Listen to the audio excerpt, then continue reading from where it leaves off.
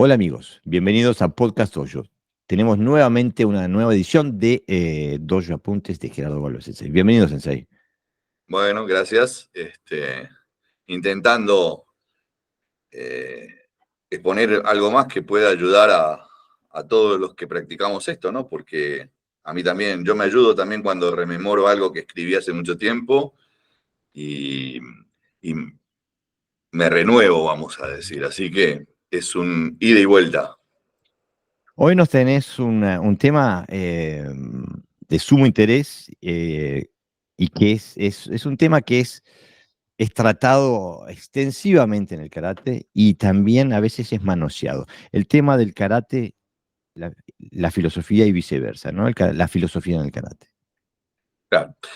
Bien, primero vamos a entender qué es filosofía como palabra, como expresión de lo que quiere decir, ¿no? O sea, está compuesto de dos palabras griegas, filie, o que viene a ser amor, cariño, y sofie, o sofía, que es conocer, saber, Ah, mirá. aprender. Es el amor por aprender, es el amor Mm, por conocer, es el amor por. Exactamente es eso, ¿no? O sea, es la pasión que uno siente para interpretar algo que realmente lo conmueve. Entonces, ya ahí tenemos la expresión abierta. Quiere decir que filosofía no viene de un señor viejito sentado en una piedra que larga expresiones a troche y moche, las cuales no dejan de tener su valor, pero son expresiones de él. mm. O sea, todos nosotros tenemos una filosofía de acuerdo a lo que hagamos. O sea, podemos tener una filosofía, podemos tener un amor por la madera y entonces los que construimos en madera tienen un aporte diferente al que otro que hace exactamente lo mismo, ¿no? Eh, entonces, el discurso de la filosofía tiene que estar encarado por nuestro amor por conocer, por saber, por profundizar. Esa expresión no tiene modificación. Cualquiera que vaya al diccionario de la Real Academia, cualquiera que vaya ahora a Wikipedia, va a encontrar que filosofía, en su contexto genérico, en su apreciación, es eso, es el amor por conocer. Mm. Partiendo de esa base, eh, el karate tiene, o los que practicamos karate, tenemos una filosofía, que es nuestro amor por conocer qué es lo que estamos haciendo. Hoy por hoy se magnifica la palabra y no se le da el uso correcto. O sea, todos los docentes debemos hablar de filosofía. Muchas veces me han escuchado decir, innumerables cantidades de veces me han escuchado decir, la filosofía barata del karate, ¿no? O Mm. sea, esa filosofía comprada que no tiene nada que ver, importada, que no tiene nada que ver con la que yo siento. Mi filosofía, cuando yo enseño karate, trato de marcar ese amor que yo siento por lo que hago y transmitirlo, pero a su vez transmitirlo para que cada uno genere su propia filosofía. Yo sé que hay expresiones que son más bonitas que otras, que quedan más pegadas que otras, pero no necesariamente se acomodan a mi forma de ver las cosas. Por lo tanto, cada persona tiene su propia filosofía. Cuando se habla de filosofía de vida, se habla del el amor que cada uno de nosotros ha generado en la vida, la empatía que ha generado en otros en la vida y cómo ese intercambio nos ha cultivado y nos ha hecho la persona que hoy somos. En el karate es exactamente lo mismo. Nuestro amor por lo que hacemos dentro del karate es lo que nos convierte en karatecas. Mm. Yo creo que hay una diferencia entre practicar karate y ser un karateca. Un practicante de karate cumple con lo mínimo indispensable, luego de lo cual se olvida. Un karateca es aquel que es karateca desde las 0 hora a las 11:59, Mm. a las 23:59. O sea, vos no podés dejar de ser lo que sos. Vos no dejás de ser médico porque no estés operando, porque no estés viendo un paciente. Vos sos médico siempre. Mm. Por lo tanto, la primera definición que cada uno debe hacer para entender si tiene una filosofía hacia el karate es saber si es un karateca o si es un practicante. A partir de ahí es que podemos iniciar el coloquio y podemos ampliarlo, ¿no? No sé, digo, podemos... Sí, prefiero que me vaya... Sí, lo que creo que muchas, eh, me pongo el vestido de la masa del karate, ¿ok? No del karateca típico, pero del practicante típico, este, donde muchas veces identificamos la filosofía con esas frases ya hechas en hierro, ¿no? O talladas en piedra, como el carácter Centenage y cosas así, que supuestamente vienen de los maestros. Eh, es otra visión la que estás proponiendo, Sensei.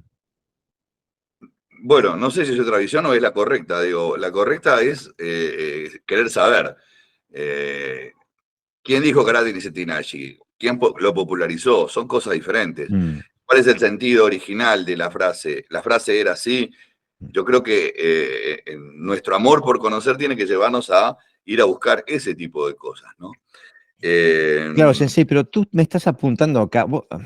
A mí me parece Sí, sí. que estás apuntando al centro neurálgico de una cosa que el karate, la cultura del karate hoy ve muy negativamente, que es en la cultura del karate de hoy hay que consumir información y no hacerse de información, no, no generar conocimiento. Bueno, sí, exactamente. Yo creo que el karate lamentablemente se mojó de lo mismo que se han mojado montones de actividades. La de me lo dijo fulano está bien. Si me lo dijo Mm. fulano es así, es tal cual. No hay forma de mirarlo de otra manera. Aparte, si él ya lo investigó y el que vino atrás de él ya lo investigó, ¿para qué lo investigar yo? Entonces, Exactamente, a eso me refiero. eh, ahí es donde el karate empieza Yo siempre digo que hay dos karate, el karate vivo y el karate muerto. El karate vivo es el de investigación, sí, mi sensei dice que está bien esto, pero yo tengo que hacerlo mejor para mí porque tengo que entenderlo. Y la única manera de hacerlo mejor para mí es justamente eso, entenderlo, hacer todo lo que pueda para hacer mío esto. No es que lo estoy haciendo bien, es que quiero sentirme bien con lo que estoy haciendo, que es otra cosa. ¿Ah? Es decir, yo puedo hacer muy bien el sotouke desde el punto de vista estético, pero ¿me siento bien haciendo sotouke o debería hacer otra cosa? El concepto de uke o de seme, el concepto de recibir y dar, es un concepto que no puede separarse, tiene que estar conjugado, ¿no? O sea, no me pueden decir que estoy haciendo bien sotouke si no hay una respuesta, porque el uke ese es una recepción que necesita inmediatamente, no inmediatamente, en el mismo instante necesita una respuesta. Esto es filosofía, eso es comprensión del concepto técnico. O sea, hoy se mira más el cómo se hace que el por qué se hace. Claro, pero a mí me llama la atención porque en realidad el por qué se hace tendría que definir el cómo se hace. Claro, pero para el por qué se hace, primero tiene que haber habido un estudio que no Mm, existió. exactamente. Entonces, ¿qué es más fácil? Decir cómo que investigar el por qué. Claro, pero como se define el Y cómo de forma arbitraria, total. Sí, bueno, pero ni de forma arbitraria se hace. Es más fácil decirle, no importa, usted hágalo porque con el tiempo usted va a recibir la respuesta, que exactamente. apuntar a decirle, mire, si usted lo hace de esta manera, tiene que empezar a sentirlo para encontrar ahora ya la respuesta, no dentro de 20 años. Dentro de 20 años lo que hice fue un dogma, Claro. porque no se puede encontrar cosas diferentes haciendo lo mismo. Exactamente. No se puede encontrar cosas diferentes haciendo lo mismo. Pero eso que parece una obviedad es uno de los obstáculos más grandes en la comprensión del karate. Mira, hay una frase, hay una frase de karate no, del budo. Aparte de que existen errores de concepción entre lo que es Bujutsu, Budo, Bugei, etcétera, etcétera, que alguna vez creo que ya en un podcast lo estuvimos conversando eso. Hay cosas que son interesantes de base, ¿no? Yo primero diría Suhari. Mm. Entonces, le diría, estas son las 3 etapas que vos vas a tener que hacer como karateca. Primero, mirá lo que yo hago, Mm. incorporalo.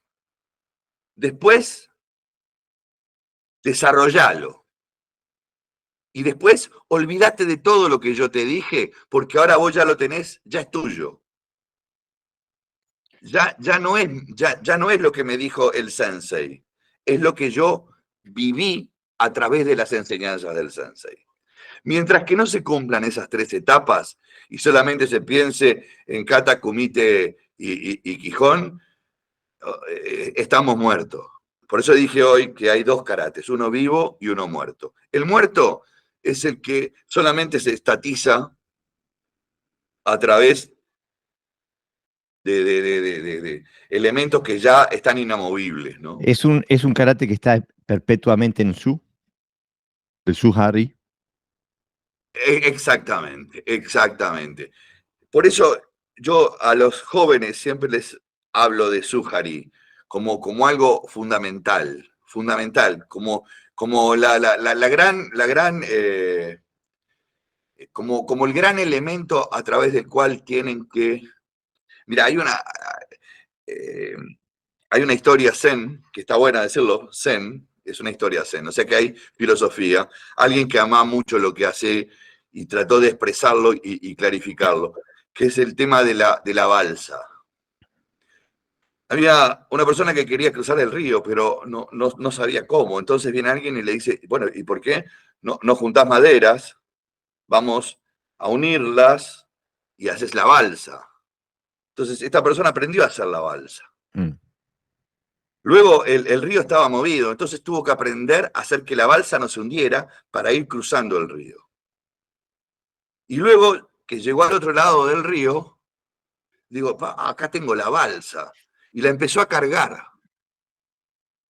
Y caminaba con la balsa arriba, pero ya no había necesidad de la balsa. Hasta que se dio cuenta que tenía que soltar la balsa, porque ya había cumplido el cometido. Eso es una filosofía, eso es amar realmente lo que estamos haciendo. Entender desde la sensibilidad hasta lo práctico. O sea, no todo es sensibilidad, pero tampoco todo es práctico. Tiene que haber una simbiosis entre las sensaciones y las cosas empíricas, ¿no? Una pregunta, Sí. porque este proceso me da la impresión que es susceptible al ego, ¿no? No hay que ser muy sincero consigo mismo para no decir, no, no, yo estoy en RI, soy el gran maestro. O sea, que hemos visto casos de ese tipo de karatecas, ¿no? ¿Cómo se administra ese proceso interno del karateca? Que lleva una vida, ¿no? A través de la humildad. Pero la humildad bien concebida, ¿no? Eso, No la de labia. no, la humildad bien concebida, la que dice, si yo tengo estos límites y tengo estas cosas a favor, trato de no mirar para los costados, para no confundirme con las bellezas o con las maldades que me rodean, y ser honesto. Es decir, a partir de ahí es que yo hago lo contrario, mato a lo contrario de la humildad, que es la soberbia. ¿Ah? Es decir, en una balanza hay soberbia y hay humildad. Todos los seres humanos vivimos en esa balanza, ¿no? O sea, entre la humildad de reconocer lo que somos, que eso nos hace crecer, y la soberbia que nos taponea. Porque si ya lo sé todo. Es decir, eso es filosofía empírica. Eso es filosofía real. Capaz que lo de la balsa es es una filosofía etérica, ¿no? Pero que expresa realmente que cuando realmente estamos en gris, no tenemos que cargar más la balsa. ¿Ah? Ahora, ¿eso es olvidar a los maestros? No. ¿Eso es olvidar el estilo? No. ¿Eso es olvidar las enseñanzas? No, al contrario. Porque esas tres cosas, maestro, enseñanzas, práctica, fue lo que me hizo lo que soy yo, sin la balsa. Claro, pero me parece que tú estás, Sensei, apuntando a una relación que quizás es bastante inusual hoy, que estás apuntando a una relación estrecha de igualdad entre la, la filosofía y la práctica, o sea, la filosofía como algo que rige tu práctica. Es que no se puede desprender una cosa de la otra en el correcto sentido, por eso hablaba de empirismo, ¿no? O sea, por ejemplo, cuando hablo de Iken Satsu, ¿no? O sea, un golpe, una vida. Eso es algo radical. Eso es algo radical. Para yo concretar ese Iken Satsu, ¿qué tiene que haber pasado? Un proceso de aprendizaje y de práctica. Para luego tener la capacidad de saber que un golpe puede terminar con la vida. Pero en ese proceso aprendí que hay golpes que salvan vidas. ¿Por qué digo esto? Y acá sí también es filosofía. Si yo no uso el razonamiento, me convierto en un animal. Si yo paso de 0 a Iken Satsu, me convierto en un animal. Pero si yo razono, puedo ver que hay momentos técnicos en los cuales yo no necesito ni siquiera golpear. ¿Ah? ¿Por qué? Y porque esa misma práctica que me llevó al Iken Satsu me fortaleció en muchas cosas. No, ese fue un final, pero en el camino entre el principio y el final hubo un montón de aprendizajes que hicieron que yo pudiera frenar, dominar, ser yo dueño del Iken Satsu. Yo soy el dueño en cierta manera, de la vida y de la muerte. Por supuesto. Eso es una filosofía fundamental que hoy no existe. Hoy nadie entiende que todo lo que está aprendiendo es letal. Claro. Es que no sé si no se necesita ni una sola técnica para ser letal. Se necesita la intención, ¿no? La decisión. Pero aparte, hay una cosa que a mí me llama sobremanera la atención de lo que estás diciendo, cuando lo comparo, porque, por ejemplo, en, en el diálogo con los compañeros que hacen comité competitivo y eso, especialmente aquellos que tienen una visión filosófica del comité competitivo, me hablan de el karate Nissenten Nashi, ¿no? Yo digo, pero no se dan cuenta que hay un atacante ahí, o sea, en todo caso, como máximo, uno puede estar haciendo karate Nissenten Nashi en la práctica, ¿no? Lo que pasa es que pretenden darle una explicación filosófica a algo que en este caso no la tiene. No hay una explicación filosófica. Karate Nissenten Nashi, que podría tener un fondo esotérico, realmente es bastante explícito. Te está diciendo, en karate no hay primer ataque. No te está diciendo, un ataque es cuando alguien avanza hacia vos con una intencionalidad. Y eso ya es un ataque. Claro.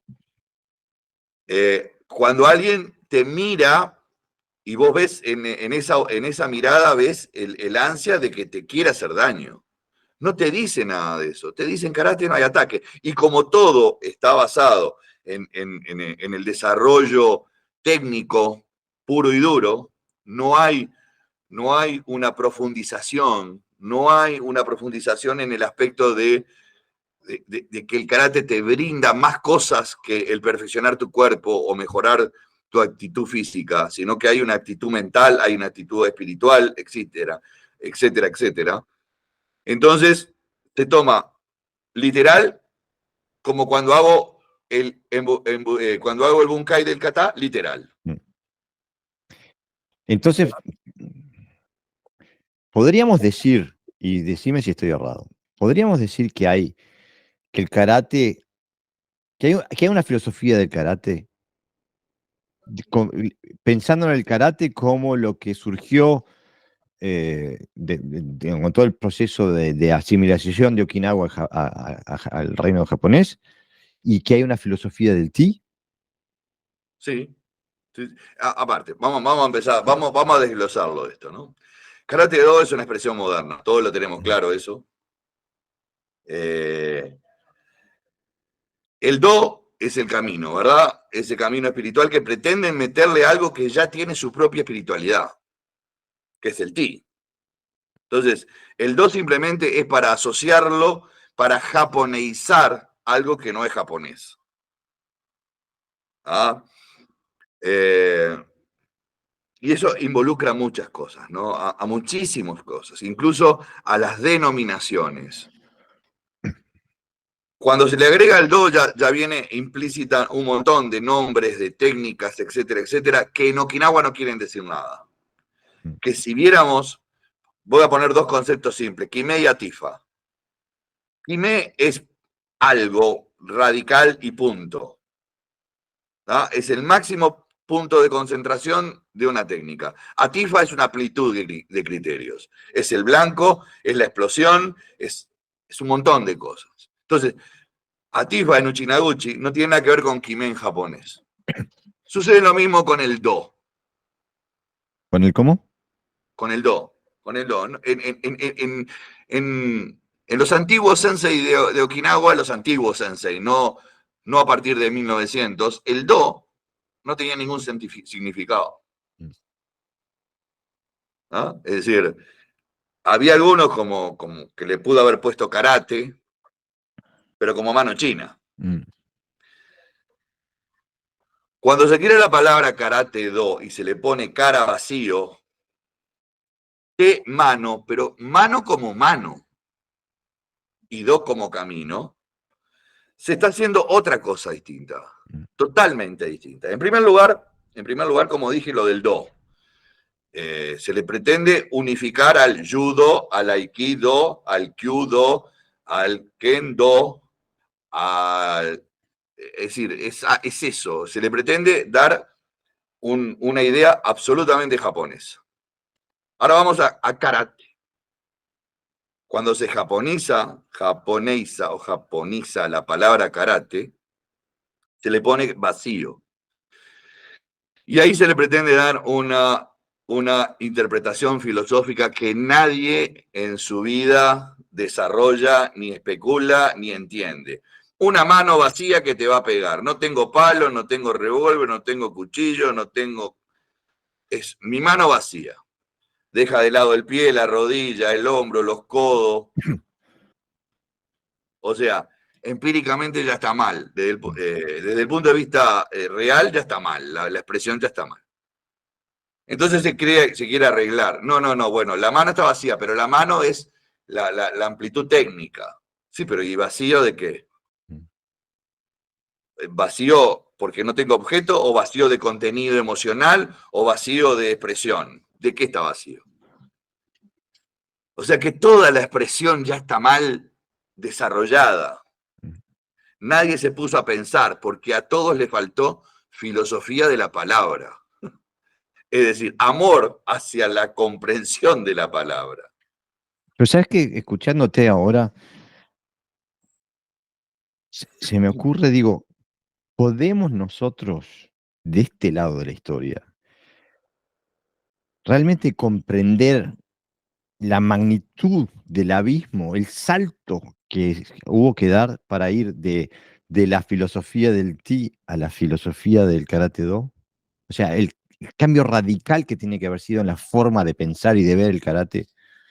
Sí, y claro, pero, a ver, todos los que han estudiado un poquito de historia, sobre todo de la historia del imperio japonés, saben que el imperio japonés todo lo quiso, si entraron en Corea, quisieron darle a los coreanos un nuevo idioma, una forma de escribir, una nueva forma de vestir, lo mismo hicieron en Manchuria, lo mismo.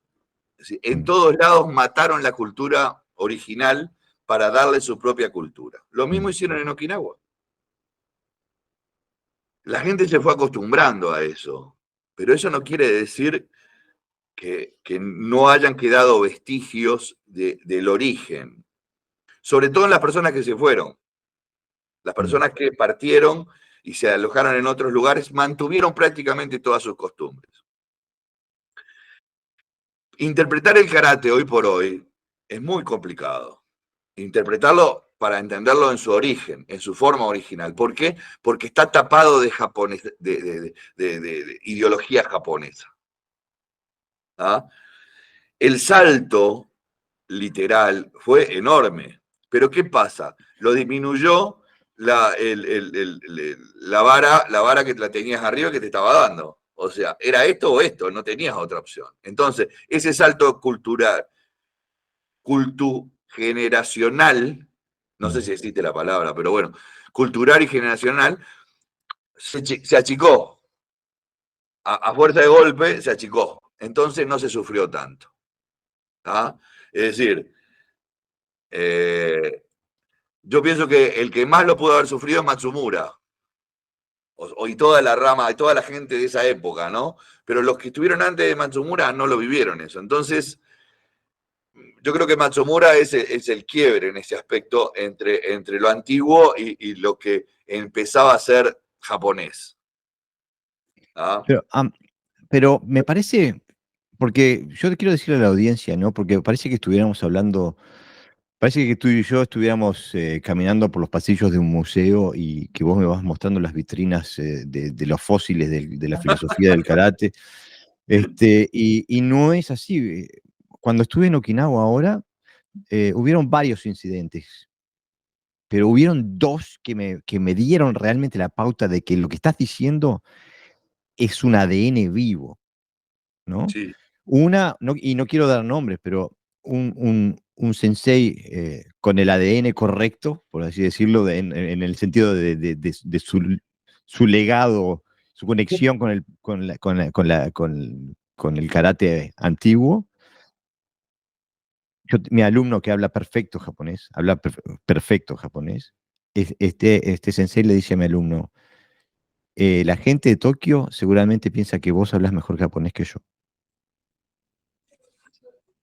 Eso fue uno. Y después, bueno, ahora todavía tengo los panfletos que cuando voy al Museo del Karate de Hokama Sensei y le digo que quiero visitar Japón con mi esposa y casi me arranca la cabeza. Y evidentemente hay un movimiento en Okinawa hoy por la independencia de Japón. O sea que lo que vos me estás diciendo no no es la independencia solamente, económica, pero sí la independencia cultural, sí. claro, pero Sí. entonces, o sea que lo que vos me estás diciendo no son fósiles en una No, vitrina. no, no, exactamente, no, no, no, no. No, no, por eso Japón pretendió darle al karate una filosofía que es, yo no digo que sea contraria en su término global a la filosofía antigua, pero digo que parte de diferencias culturales diferentes. Mm. Cuando karate era Toudi, que era la fusión del Ti y el Kempo chino, tenía ya una filosofía. ¿Ah? Tenía. La gente indistintamente llamaba al Kempo o Ti o Toudi, indistintamente. Ujú. Pero cuando se le puso Karate-Do, ya no había indistinciones. Salvo que los okinawenses se negaron a agregar el Do de manera institucionalizada. Si vos ves, casi todo dice karate simplemente. Porque entienden de que es una filosofía agregada que no va con el concepto. Por ejemplo, por eso hablo de los conceptos en Uchinaguchi que cuando se trasladan al japonés no tienen nada que ver. El concepto dojo, por ejemplo. El concepto dojo en Okinawa no existe. No existía, ahora existe. Mm. ¿Por qué? Porque era cho. El concepto era cho. ¿Qué quiere decir cho? Un lugar. Vamos a practicar en un lugar. ese lugar podía ser el fondo de mi casa, el jardín, un cuarto o la playa. Por eso, Hombu Dojo no es la expresión correcta, es Hombu Cho, que es la central donde yo entreno. Mm. Y quien viene de ahí y abre en otro lado, no abre un Hombucho, abre un Shibucho, que es un lugar de práctica de alguien que viene de. Ujú. Y a su vez, el que viene de un Shibucho y abre también, va a crear un Fukushibucho, que es el que viene del lugar donde está aquel que vino del original. No sé si entendés. Sí. Hoy todo el que abre un hombu dojo. Y está Mm. mal, está mal. Pero eso es un concepto japonés, que no es okinawense. El que yo te dije es okinawense. Mm. Pero me gustaría, porque he estado en este tipo de intercambios antes y ya sé los contraargumentos que están surgiendo en la mente de la audiencia. Y por ejemplo, Matsumura dejó una serie de principios en la carta a su alumno, ¿no? Sí. Podríamos decir que esa representativo de la filosofía del tío, del Tudi, o era ya parte del Do. Porque sé que hay gente del Do que No. se quiere Eso era, apropiar de eso. claro, no, eso era una filosofía. Eso era, él está diciendo con todo su amor a ese alumno, que vamos a entender, no era Itosu. No, no, no. Kuwai Rosei era uno de sus alumnos, quizás el que él entendía que tenía una mentalidad más amplia, por eso es que le deja esa carta. Eso corre por mi cuenta, no Mm. está en ningún lado, ¿no?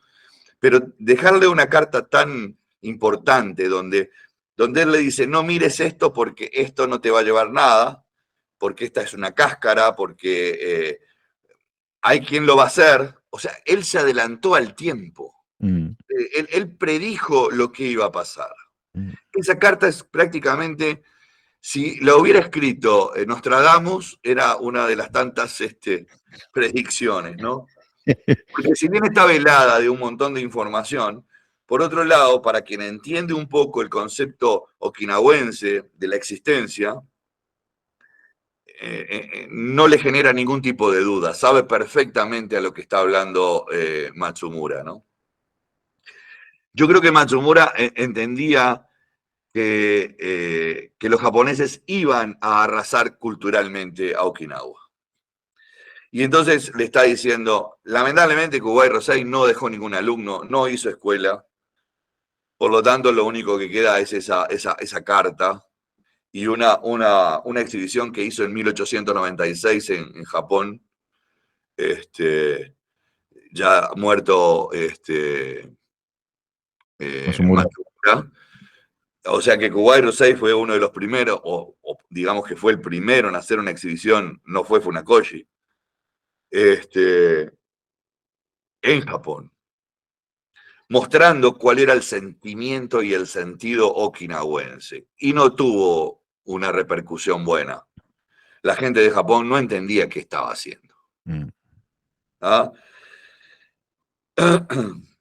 Volviendo otra vez a la expresión karate do, porque a mí filosóficamente me rechina la palabra ya en todo en todo. Verla ya me ponen los pelos de punta, los que no tengo.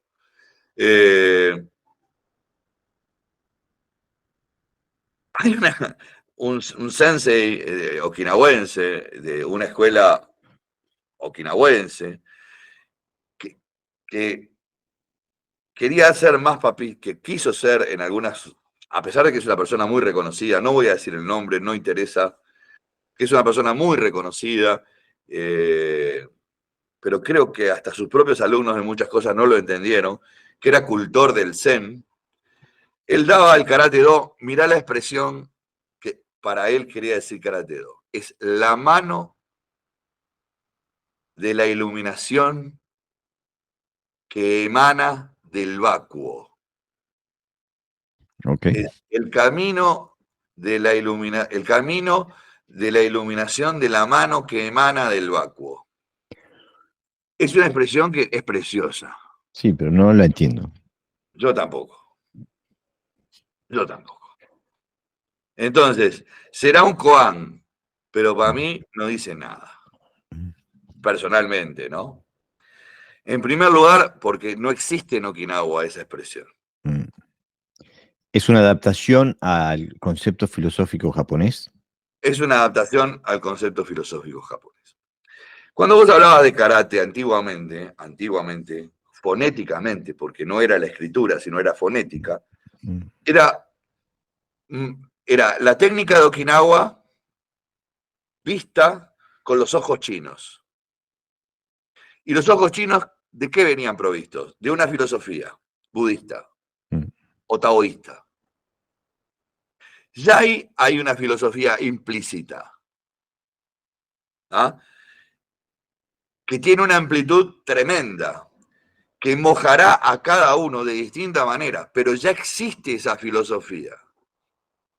La técnica, la dinámica, influenciada con la vista de aquellos que habían vivido 5.000 años más. Claro. ¿Ah? Eso es mucho más lleno de contenido que Karate Do, que para mí es una expresión vacía de contenido.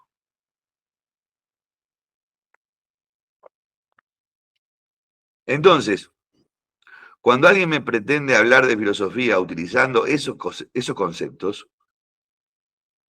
ya de por sí me está diciendo que la persona no ha profundizado suficiente. Su amor por lo que hace no ha llegado a tanto como para mojarse y estudiar un poquito más. Mira, tengo una pregunta y te pido que tengas paciencia con la redundancia que voy a decir, que sé que a vos no te gusta, pero para que se entienda la palabra, la pregunta, ¿no? Ya sé que no te gusta el término karate funcional, porque si no es funcional, no es karate. Pero se puede decir que hay una contradicción entre lo que vendría a ser el contexto filosófico y por lo tanto técnico y metodológico del Karate Do y aquellos sistemas que buscan la funcionalidad en su metodología y en sus resultados. Yo no creo que sea una contradicción, creo que son dos cosas diferentes.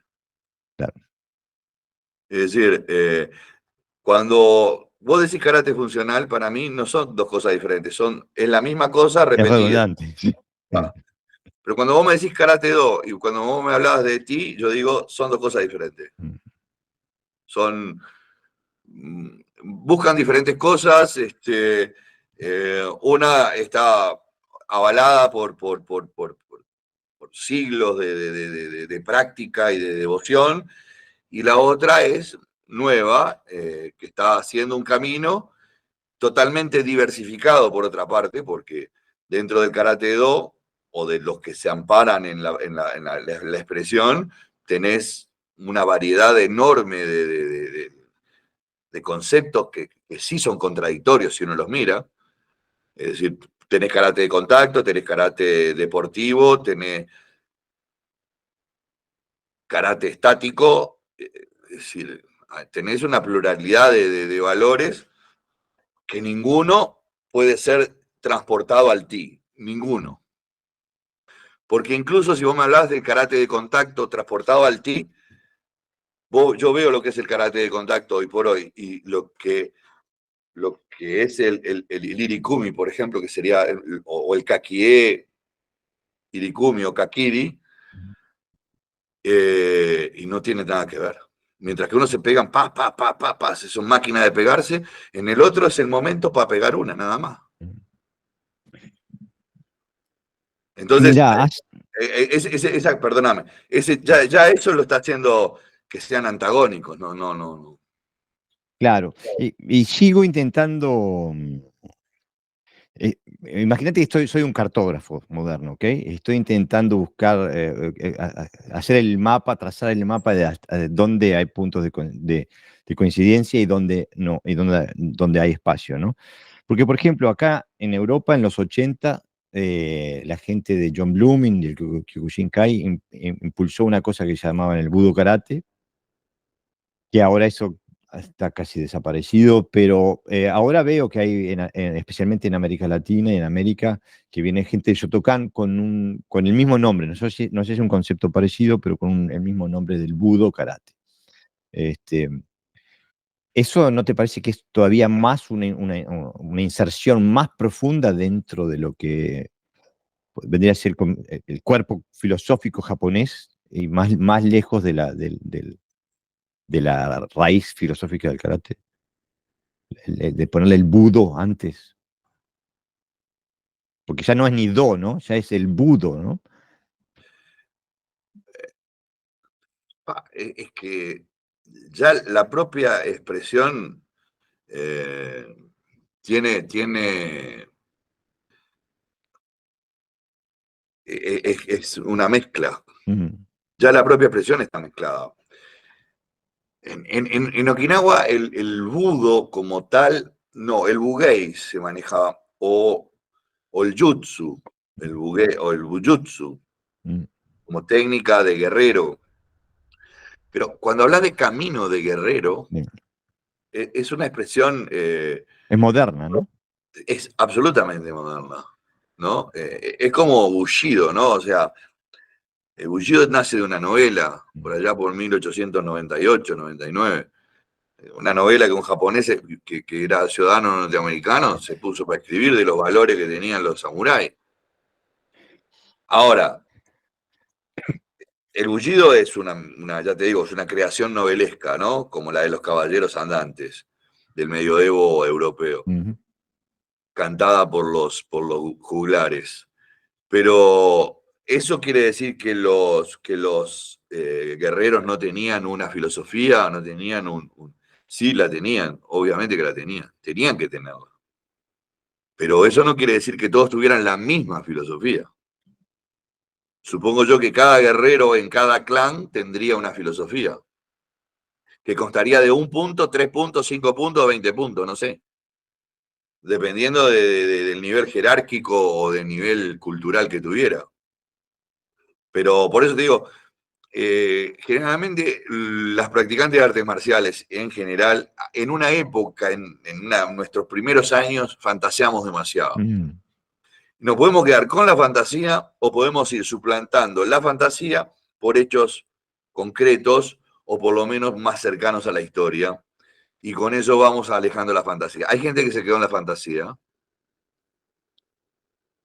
Yo creo que la fantasía ayuda en algún momento Mm. también a generar la sinergia de la práctica, ¿no? O sea, soñar que uno es un gran guerrero, por ahí te ayuda al otro día a ir a practicar. Mm. Que si no fuera por eso, no te hubieras. Pero bueno, esos son elementos aleatorios que no tienen un peso específico, ¿no? Lo importante por eso es que filosofía es eso, es el amor por saber, por conocer. Aplicarle a la palabra el correcto sentido es lo más importante. Por eso hablaba hoy de la correcta expresión okinawense contra la mala expresión japonesa. Se, Por- se- se malinterpretan las cosas cuando se quieren transformar y llevar a palabras con otro contenido. Pero entonces yo te pregunto, Sensei, por más que podamos afirmar con cierto grado de autoridad de que el do del budo y de todos los Gendai budo japoneses son una expresión moderna, una expresión filosófica y metodológica moderna, y que también ha sido adoptada en el karate moderno. ¿No tiene ningún tipo de valor desde el punto de vista filosófico o ético el do? Por supuesto que tienen valor. Por supuesto. Sacá el karate de ese contenido. Todas las prácticas marciales en Japón tienen un enorme valor, pero tienen el valor de su propia cultura, de su propia tradición cultural. Llevar el karate de Okinawa, el karate, no puedo decir de Okinawa, para mí el karate es uno solo, que es el de Okinawa. Después el otro es karate-do, es japonés. Llevar el karate a Japón y darle la misma inserción cultural es un error porque no se puede agarrar, no se puede sostener. Es decir, el kendo, para conformar lo que hoy conocemos de kendo, 50 maestros durante 5 años se dieron de palo y en reuniones y de palo de verdad se dieron para formar los kata basados en su tradición. ¿No hubo alguna muerte en ese proceso? No sé, la verdad es, no te lo puedo decir porque no lo sé. Pero se ¿Ah? fueron a las manos, ¿no? Pero varias veces sí hubo. Y bueno, y lo mismo pasó con los maestros del Jiu-Jitsu. En el caso de Jigoro Kano, él se ungió como líder y lo creó punto y aparte. Y en el caso del Aikido de Morihei Ueshiba, bueno, cuando son personas que están tan arriba y tienen tanto poder social o económico, ¿y quién le va a venir a golpear la puerta y decir, no, mirá, esto lo hacíamos hace 200 años? Entonces, por ahí no. El okinawense, el okinawense con tal de sentir, a ver, el okinawense, esto también tiene un valor filosófico. El okinawense de campo, el tipo de la villa, el tipo pescador, no tenía mucha injerencia en cuanto a si era japonés o chino o no. Él tenía, de sol a sol tenía que laburar, entonces, mientras que le alcanzara para sobrevivir él y la familia y la villa, el que sufrió más esto y lo dividió y lo sumergió en un problema sociocultural económico fue el de las clases altas, el que vivía en Yuri. Ese se dividió entre los que querían ser japoneses y hacían todo lo posible por vestirse como japonés, hablar japonés, fueron los primeros que se cortaron la coleta, fueron los que entraron en la era Meiji, pero así, de plano. Entre ellos Funakoshi, por ejemplo. Mm. Después estaban los que querían ser chinos, entonces trataban de viajar a Fuchu y convencer de que los ayudaran y al final no te... Y los del medio, los que, bueno, si somos chinos, somos chinos y somos japoneses, somos japoneses. Mm. ¿Ah? Esos que ahora, que ahí decían, si soy chino, soy chino, y bueno, si tengo que ser japonés, soy japonés, hoy son los que dicen, queremos ser Uchinanchu. Mm. ¿Ah? Esos son los que hoy dicen, queremos ser Uchinanchu. Pero los aristocráticos, los aristócratas que quisieron realmente ser japoneses se convirtieron en más japoneses que los japoneses.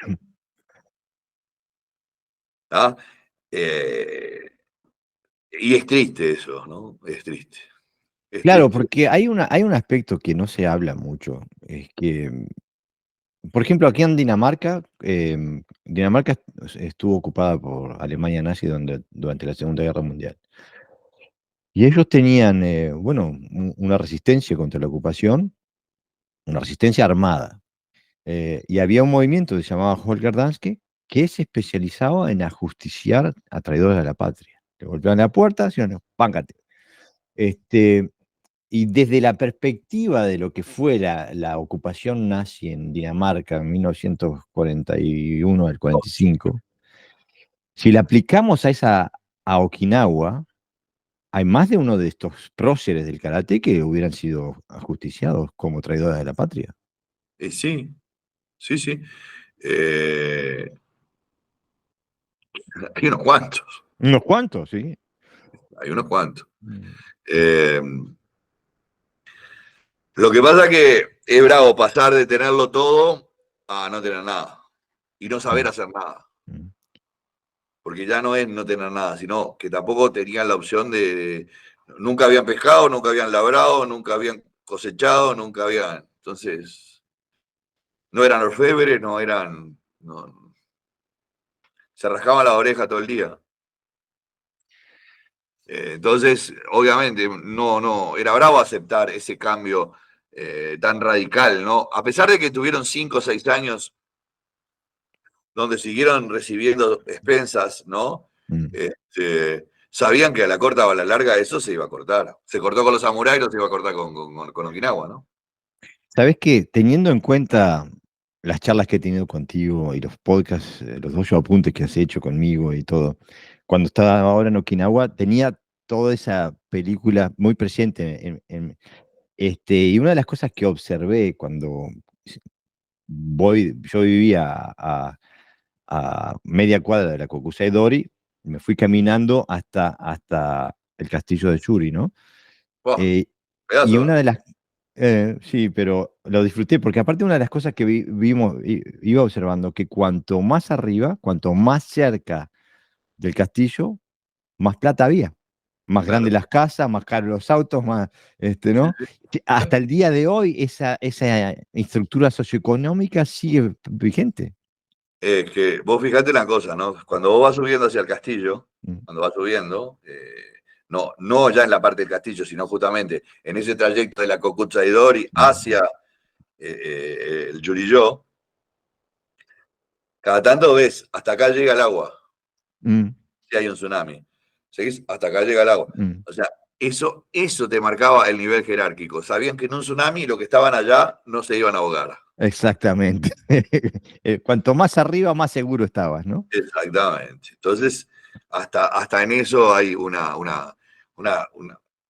la cultura de supervivencia, ¿no? O sea, el poder adquisitivo te permitía tener una opción de supervivencia mayor al que estaba en la costa. Claro, y otra cosa que me llamó sumamente la atención, que incluso me hace acordar, a mí me gusta la historia del Imperio Romano, especialmente la de la República, o sea, la última parte de la República.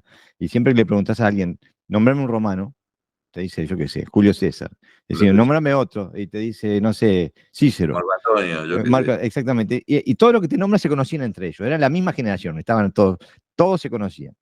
Este, y me pareció que había un fenómeno más o menos parecido en Okinawa, porque cuando voy a la tumba de Matsumura a prestarle mis respetos, veo que ahí está Hanashiro Chomo. Y Sí, un poquito para... es como que estaban todos ahí, eran... sí, las tumbas de cualquier manera no te guíes mucho porque, salvo algunas específicas que son vas de a ver que familia, tienen ¿no? forma de tortuga, Sí. eh, casi todas fueran reconstruidas, ¿no? Ah, ok. Que fueron ¿Ah? destruidas durante la guerra o algo. Sí, sí, fueron destruidas. Entonces, esas que tienen forma de tortuga es porque estaban metidas dentro de un montículo y por ahí ese se salvó y esa quedó, ¿no? Ah, mira. Este, pero sí, la de Chivana, por ejemplo, está en un montículo ahí que eh, la verdad está totalmente descuidada, no sé ahora, pero bueno, Es la- que la familia de totalmente, Chivana no existe más. sí existe, sí. Ok, Hay familia Chivana. ok. Eh, por ahí, medio lejos, pero hay familia chivana, sí. Este, bueno, por eso te digo, lo de las tumbas es un poco.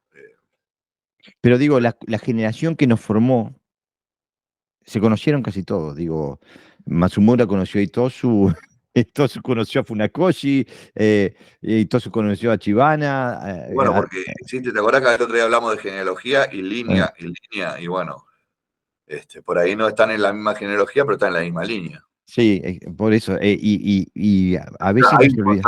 hay un Hay un contacto. contacto, sí. ¿Tá? Yo no creo yo creo que entre las cosas que a Matsumura no le gustaban mucho era justamente esa, prepon- pre- esa predisposición que tenía Itosu por ser japonés, ¿no? Mm, claro. Eh, por ahí hay una cosa, porque todo el mundo habla de que, todo el mundo, por algunos historiadores han llegado a la conclusión de que había un tratamiento un poco despectivo de Matsumura hacia Itosu, Mm, ¿no? mm. Y habría que ver. No creo que fuera porque era gordito o porque era bajito. Creo que existían otros. otros Sí, detalles, ¿no? en, Sociales, capaz. en cambio, los alumnos, o sea, no, en las líneas que salieron de Itosu, todos apuntan a la conexión con Matsumura, cuando en realidad quizás no fue tan profunda No, no, la no puede, no relación. puede. Fíjate que hay una parte de conocimiento entre Matsumura y Tosu cuando ambos trabajaban en el castillo, ¿no? Mm, ¿Ah? Uno era jefe de guardaespaldas y el otro era un administrativo, que era mm, Itosu, ¿no? Y en ese momento fue, creo que, cuando empieza a practicar Itosu con Matsumura. Pero después hay un quiebre que dura mucho, porque en ese quiebre Itosu tiene dos maestros, ¿no? Hasta que uno le dice, bueno, yo ya no te puedo enseñar más, pero aparte lo que te enseñé está lejos de lo que es el ti.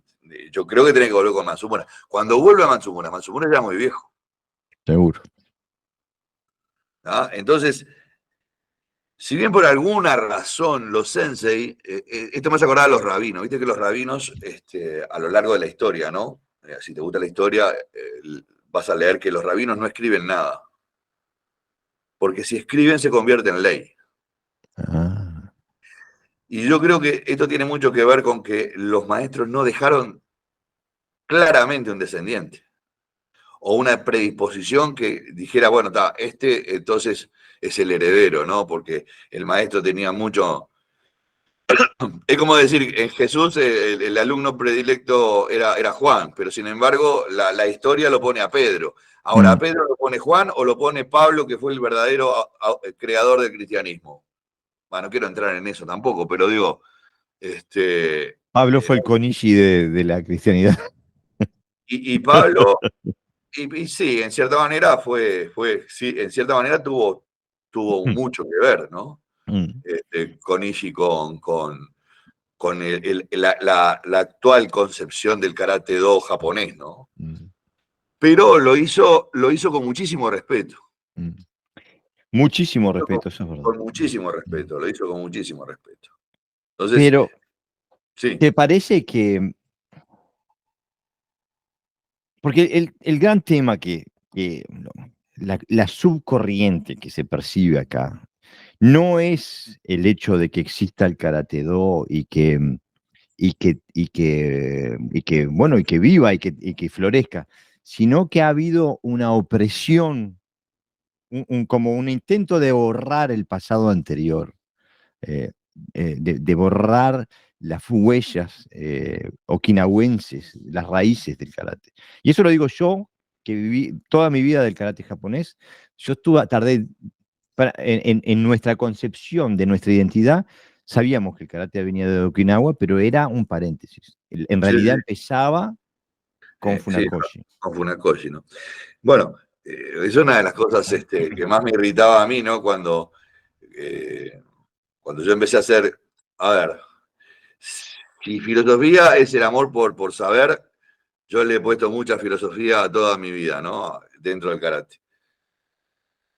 Cuando empecé a hacer karate okinawense, eh, el, y decía que era karate okinawense, me miraban como diciendo, ¿y qué es eso? Mm, ¿Qué es eso? ¿Qué invento es eso? ¿Qué invento es ese? ¿De dónde viene eso? Eso es Entonces, esa incultura es, fue muy bien programada. O sea, la mejor forma de matar una cultura es ignorarla. Exactamente. ¿Ah? Entonces, obviamente que los japoneses, eh, el profeso la ignoraron y después se convirtió en algo natural, normal. No, Se no, normal. normalizó la mentira. No era una mentira, era simplemente un desconocimiento. Se normalizó la incultura. Bueno, mentira por omisión, podemos decirle, porque no era una construcción real en realidad, ¿no? No, ahí está. Ahí está. Es una mentira, eh, eh, entre comillas, ¿no? Mm, Como vos decís, por omisión. Por omisión y por falta de filosofía. Se le mm, dio más importancia a la filosofía que un viejito aportaba al final de cada clase, y estoy hablando específicamente de Funakoshi, con su filosofía, porque aparte no se puede negar que Funakoshi era una persona culta que dominaba los principales libros chinos, que eran fundamentales, si se apreciaba de ser culto, y los ponía por delante de su propia cultura como okinawense. Mm. ¿No? Es decir, si hay alguien que desconoció la propia cultura, porque él hablaba de sus maestros y contaba historias de sus maestros, pero no hacía un hincapié profundo en la formación. Por ahí es que yo estoy diciendo una falacia por desconocimiento propio de que Funakoshi no expresó eso, ¿no? Por ahí. O de lo contrario, es tal cual lo estoy diciendo. Él no quiso nunca fundamentar la práctica del karate okinawense, porque si no hubiera dicho, bueno, mis mejores alumnos vayan a Okinawa ahora, vayan a entrenar con fulano, mengano, sultano. Claro, pero aparte, digo, Y nunca propició eso. no, pero aparte técnicamente, lo que es parte de él, con los nuevos nombres japoneses, etcétera, etcétera, no es lo mismo que ya hay un quiebre incluso con lo que hacía Y Itosu, aparte, ¿no? sí, y aparte se apoya también muy bien en el hecho que otros maestros que fueron, como por ejemplo eh, Miyagi Choyun, Mm. también dice, bueno, vamos a cambiar los nombres de los kata, vamos a crear kata, vamos a cambiarle los nombres, todos vamos a poner nombres japoneses. Entonces, bueno, si hay otro más que me apoya, seguimos. Es como que había un movimiento, digo, incluso releyendo el libro de Toyama Kanken, donde prácticamente que deifica a Itosu, prácticamente que es un semidios, incluso pensando en la experiencia china que tuvo Toyama Kanken, que estuvo viviendo en Taiwán, etcétera, etcétera. Pero está claro que Toyama Kanken, Pero mirá que Taiwán no es Fuchu, ¿eh? no, no, no, ya sé, incluso estuvo en Taiwán porque estaba bajo ocupación japonesa, digo, pero estaba completamente jugado al proyecto japonés, pero completamente jugado con el Sí, sí, proyecto sí, japonés. sí, sí, sí. Y bueno, y de ahí para acá, olvídate, ya eran japoneses absolutamente todo. Yo me pregunto si Funakoshi le hubiera dicho a Otsuka, vaya y esté un año entrenando en Okinawa, y después venga si Otsuka no lo hubiera hecho. Yo me supongo que sí, porque Yo Ozuka me era supongo un que sí. buscador, Y si lo hubiera dicho a otro también. Konishi, por ejemplo, era otro que hubiera salido, me parece. Con esto lo podía haber hecho sin necesidad, porque él practicó con todos los okinawenses. Si él hubiera tenido intencionalidad, lo podía haber hecho. Simplemente que creo que le apostó todas las fichas a hacer un karate japonés y punto. Pero también creo que la gran diferencia es que el, el karate okinawense y la filosofía del karate okinawense es personal por definición. Entonces no hay estructura, o no había estructuras organizativas del otro No lado. me acuerdo. No había. Y la filosofía es personal. Pero, pero había una diferencia técnica ostensible. Ah, totalmente, totalmente. Digo, Entonces, si vos hubieras querido, hubieras podido por lo menos partir de la base de la práctica, ¿no? Después llegarías o no a la parte, a las conjeturas filosóficas, pero por lo menos la parte práctica creo que incluso lo que pasa que es esto, por eso uno tiene que tener mucho cuidado con lo que dice, sobre todo si no tenés fundamento. Ahora, si tenés fundamentos, igual tenés que tener cuidado, pero está basado en fundamento. Si yo soy un mediocre, que lo soy, pero con una mente abierta. Yo soy un mediocre con mente abierta en algunas cosas, en algunas cosas. Y entonces no quiero que otros de mis alumnos vean la excelencia que otros practicantes como yo tienen. Evito. No, no, vos no vayas ni mm. o sea, yo digo que yo no voy a ningún otro lado ahora, a mi edad, a los 65 años, digo, yo no tengo interés en ir a ningún otro lado, a mirar nada. Creo que he visto demasiado ya. Pero te pasaste de trotamundo. Pero si mis alumnos vienen y me dicen, porque queremos ir a practicar, pero mi hijo, vaya. Vaya. ¿Ah? Entonces, eso creo que es lo que no quiso ni Funakoshi ni ningún otro.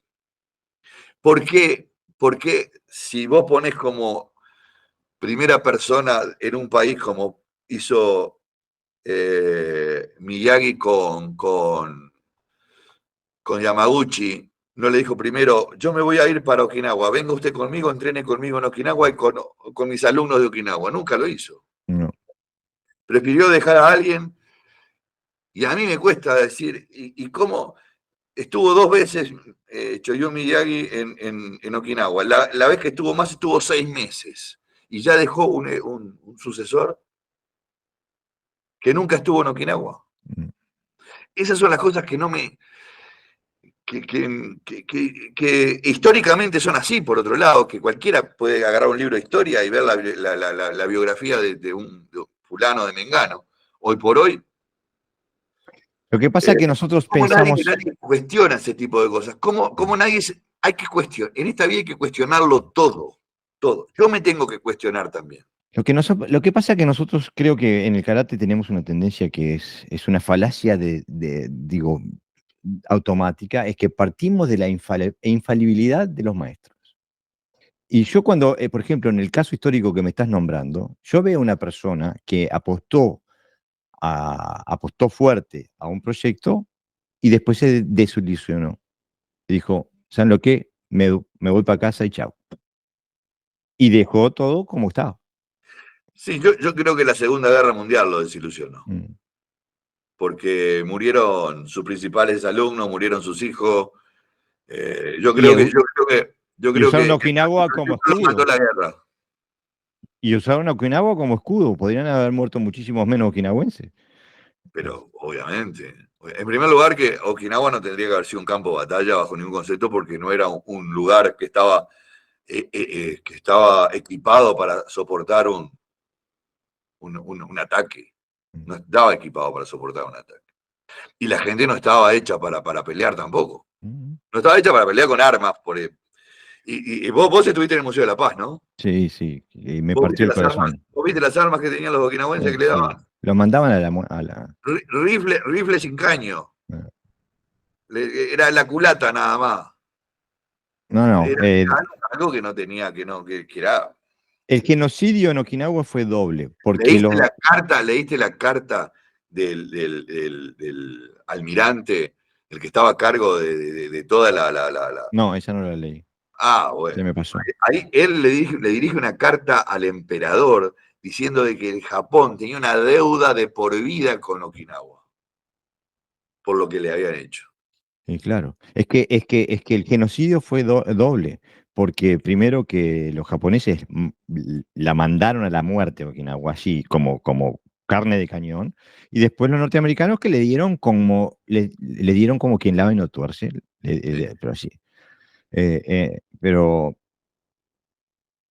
Bueno, creo que de todas maneras, dentro de lo que es, lo que nos llegó hasta nosotros, más allá de todo eso, creo que los maestros, aquellos que nosotros venerábamos como seres perfectos y semidioses, esas fuerzas los malearon, los formaron y fue imposible para todos y cada uno de ellos mantener una línea única.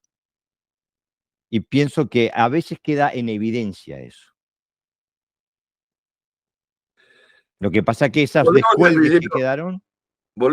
Yo creo que acá volvemos otra vez al principio de la conversación. El elemento fundamental para generar una filosofía es una de las cosas sobre las que se deben mover todas las virtudes, que es la humildad. Yo creo que, voy a volver a poner a Funakoshi, no crean que yo me estoy ensañando con él. Lo pongo a él como ejemplo, pero baje en genérico a todos los maestros que fueron a Okinawa, a todos los okinawenses que fueron a enseñar a Japón. Perdieron el grado de humildad que dice que hay que anteponer a uno mismo los valores que arrastra. Mm. Si vos arrastrás, llevás valores importantes, tenés que anteponerlo a tus intereses. Esa es la humildad.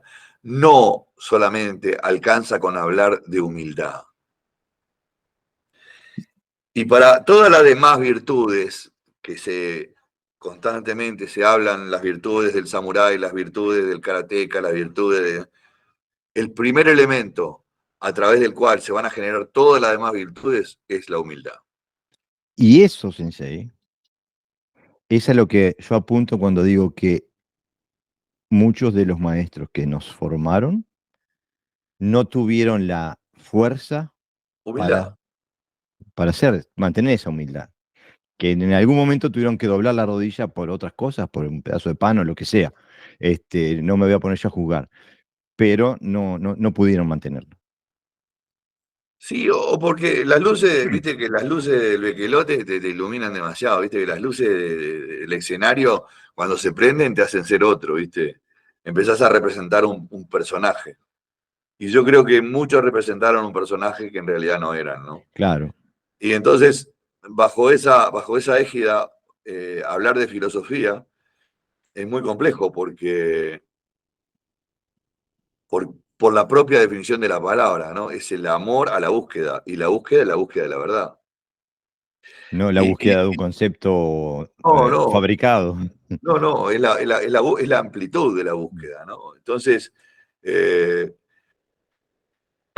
si tuviera que definir la filosofía de la práctica, yo diría Suhari. ¿Ah? Y si tuviera que definir la filosofía del karate, diría solamente Ti. Bueno. ¿Ah? No, no, no. Todo lo demás, como el camino de la iluminación del puño que emana del vacuo, es una parafernaria de palabras casi impronunciables como un trabalengua que terminan en el vacuo, en el vacío, ¿no? Porque vacuo es vacío, ¿no? Y la vacuidad y el vaciarse es una actitud diaria que todos los seres humanos nos hacemos. Nos vaciamos entre la noche y el día, en la parte del sueño, nos vaciamos de tensiones para que al otro día podamos andar, porque si no, nos explotaría la cabeza. Si el sueño no fuera ese momento de vacío, no podríamos soportar 2 días, por todo Exactamente. lo que asimilamos durante el día, aunque no nos demos cuenta. ¿Ah? Y bueno, entonces creo que ya nos pasamos estamos por la horita y 20.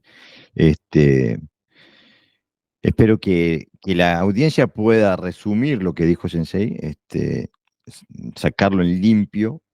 Eh, Y que Creo pregunten. y que pregunten también, que manden preguntas. También le sugiero a la audiencia que realmente escuche lo que dice Sensei, porque no estamos hablando mal de nadie. Estamos constatando las realidades históricas. Después los valores que les podamos poner son otros, ¿no? Como por eso le pregunté yo a Sensei, pero el karate do no tiene, el do no tiene valores. Sensei me dice, sí, por supuesto que los tiene. No estamos negando una realidad, estamos apuntando a una realidad. Exacto. Digo, eh, no podemos, yo no puedo poner en una misma bolsa al karate que al karate do o al budo karate o como quieran llamarlo. Para mí existe solamente una forma que es el karate Okinawa. Entonces, pero eso es para mí, para Gerardo Alves, para mí. Y yo hablo en función y me hago responsable de mis palabras, eh, por lo tanto, hablo de esa manera. Pero lo hago también, o sea, yo siempre digo, yo acepto todas las críticas y sobre todo, si vienen fundamentadas, porque una crítica en vacío, por lo que a mí me parece, es lo mismo, es palabra contra palabra. Ahora, todo lo que se fundamenta, yo eso lo valoro mucho. Bueno, entonces instamos a la audiencia a dejarnos preguntas en las redes sociales o en la página de Spotify del podcast, que nos dejen las preguntas y Sensei las responderá. Por supuesto que sí. Bueno, De ya, entonces, muchas gracias. Gambate Kudasai. Gambate Kudasai, me ganaste. Te gané, sí.